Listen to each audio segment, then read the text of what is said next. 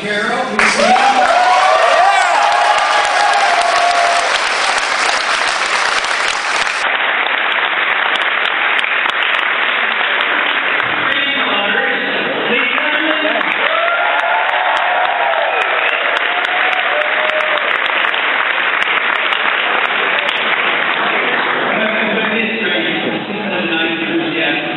You know, I give speeches on occasion, in Washington. I don't get any applause at all. And, I'm very sympathetic to the younger people, those under 30. They seem to understand what liberty is all about so much better than some of those individuals that have been in Washington way too long. They don't understand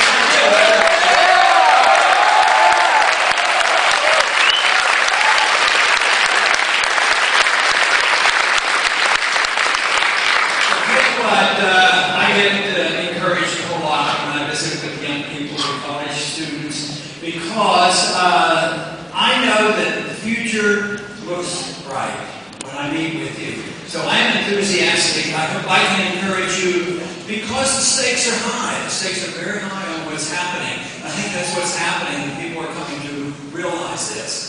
But liberty is my real issue. I do talk about economics, I talk about balanced budgets, I talk about foreign policy and the Federal Reserve and a few other things. But really, the issue is liberty. I believe our country had been the greatest and the most prosperous because we had a better understanding about liberty than any other country. We didn't have a perfect constitution, but it's very imperfect now, not because it became more imperfect, but because the people who were supposed to be following it became less perfect, and they totally ignore it now. So we need a new generation that cares about the rule of law.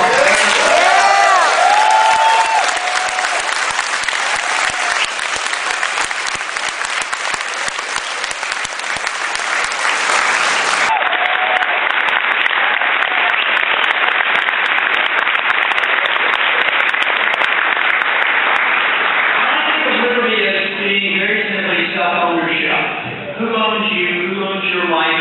Who has the responsibility for you? I come from a natural rights viewpoint, which is similar to what Jefferson talked about, natural rights, God-given rights, that our lives and our liberties come outside of government. Government was not created there to allow us to have liberties.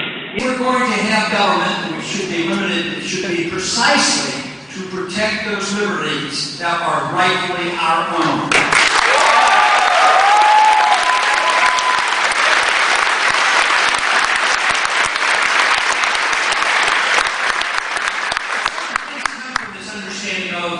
Self-ownership. Of course, it means that it's your body, and people should tell you what to do with your body. It should tell you what you can do with your liberty. You should use your liberty, from my viewpoint and from my advice, is use it in a productive manner. I see liberty as a release of creative energy, and the purpose is to work for excellence and virtue, believing that once you deliver that responsibility to government, all they do is undermine liberty, and it ruins the efforts to be productive and to improve oneself. But if one is convinced that we have this responsibility, it means two things. One, that you deserve to keep the fruits of your labor, which means there should be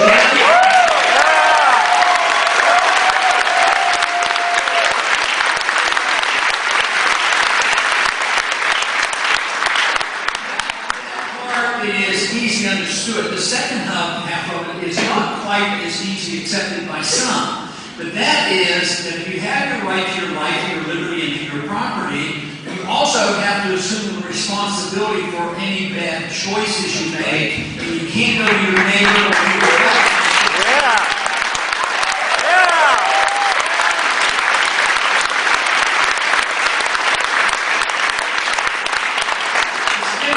Accepted in this country that these principles mean that you have a right to deal with your spiritual life any way you see fit. You can ignore it and not pay any attention to it, or you can practice your spiritual life any way you want, as long as you don't hurt other people. But you're also allowed to pursue your intellectual life any way you see fit. We don't hopefully never get to that point, but you shouldn't be in the business of book burning and saying, you can't study this, you can't study that. It should be you that makes the decision. And for the general, in a general sense, the American people have accepted this notion fairly well. Far from perfect, but fairly well. But where I think we have fallen down, and this is across the political spectrum, is this idea that it's your own body. That means if your spiritual life, which is a serious responsibility, if your intellectual life is a serious responsibility, why is it that if we assume that you can have free decisions there, why shouldn't you have free decision on what you eat, drink, smoke, and put into your own body?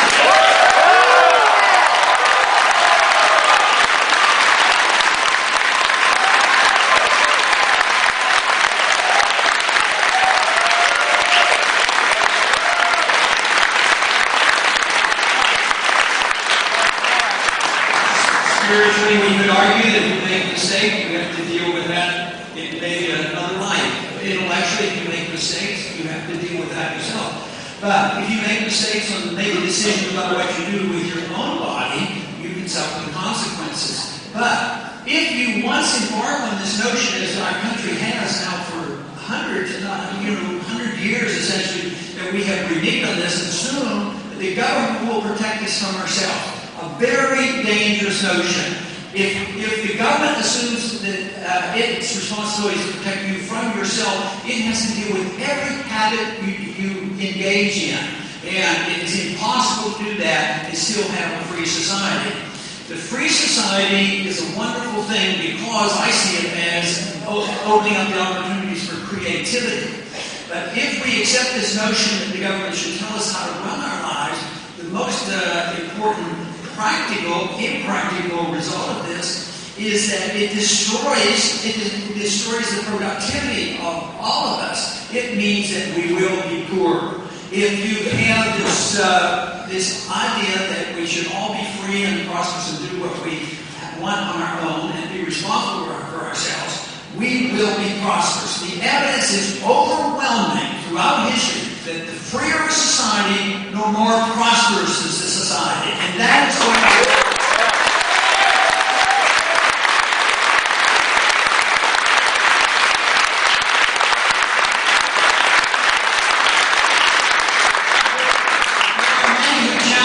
notions, all the way from the extreme communist socialist viewpoint to the extreme welfarists who believe that the government has to regulate the economy for the benefit of one group over another. But it does create the greatest prosperity, but one of the hardest parts for people to accept is if you have a free and prosperous society where you can use your own incentives to advance yourself, guess what? You don't have an equal society. And that is sometimes hard for people to understand. But if the results are that you have the most prosperity, you have the largest middle class, you have the best distribution of wealth, by far it is the best system to argue for and to work for.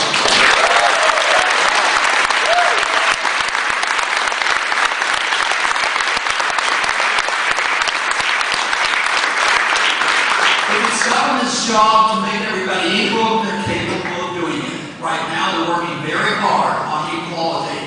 But guess what? We're working on equality of poverty.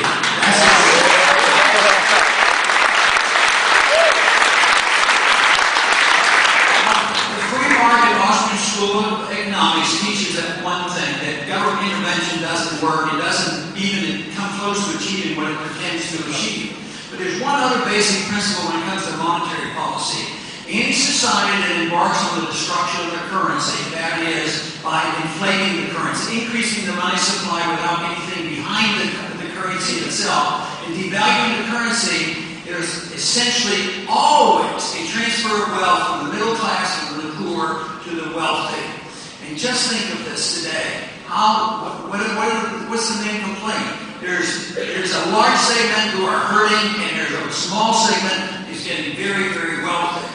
Now, I see this as very, very important, and also a little risky in how we deal with this, because there are in a free society, I said it was unequal, and there'll be some rich and some poor. But if a person is rich because they've been successful, and because they have been voted to be rich by the consumer, see, the only Democracy, of course, is a risky adventure. Pure democracy undermines the minority, and we don't want pure democracy. But in the economy, democracy really prevails because every single person that spends every dollar are voting on the product. And that means if we could have a society where nobody got special privileges, where nobody got benefits, nobody got the edge by government force and government contracts, and then somebody is capable because they're bright and they'll work hard and produce a product that we, the consumer, likes. That individual becomes wealthy. We have voted him his wealth. We have voted him the wealth because we like his product. But if an individual becomes wealthy because they have an inside track to easy money and easy credit, and also when they gamble with this money in the derivatives market and they go broke, and then they go crying to the government and say, look, we're broke. If you don't bail us out, there's going to be a depression. Give us more money. If that happens, they got rich the wrong way and then they get bailed out the wrong way, they deserve a lot of mercy.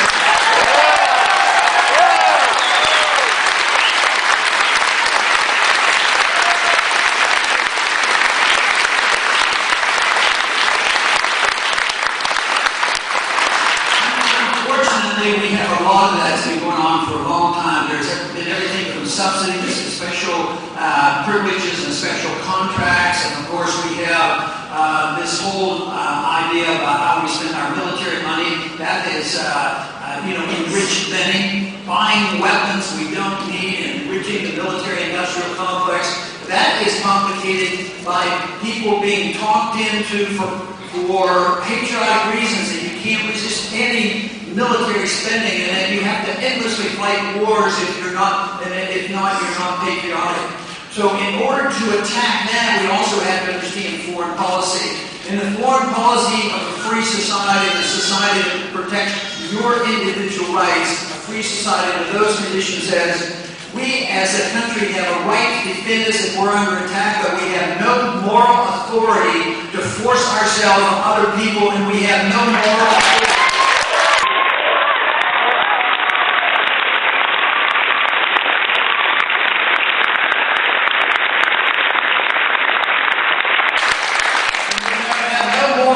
To accept this notion of preemptive war. They make it sound fancy. They make it sound like we have preemptive war because they're going to attack us someday, and someday they might get a weapon and they might come and get us. So we have to go and get us. That just is open-ended. It's also called aggression. We are drifting in that direction, and the world doesn't like it. We don't win friends around the world. What we do is we waste our money, we become more endangered, and we develop more enemies. So